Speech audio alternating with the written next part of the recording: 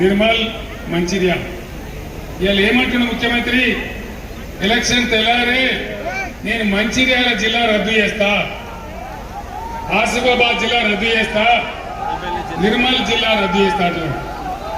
మీరందరూ ఇవాళ నేను ఈ సమావేశంలో ఉన్న మంది కాదు, టీవీలలో నా మాట వింటున్నటువంటి మంచిర్యాల ప్రజలను నేను కోరుతా ఉన్నా, మంచిర్యాల జిల్లా ఉండాలన్నా పోవన్నా? ఉండాలన్నా? మొత్తం జిల్లా ప్రజల మాటనా ఇది? ఒకవేళ ఉండాలంటే, మంచిర్యాల జిల్లా ఉండాలంటే కొప్పుల ఈశ్వర్ గెలవాలి, బీఆర్ఎస్ పార్టీ ఓటాలి. మంచిర్యాల జిల్లా కేసీఆర్ తెచ్చిన జిల్లా, ఎన్నో దశాబ్దాల నుంచి మన కళ. మళ్ళా ఆదిలాబాద్ దారి పట్టన్నా?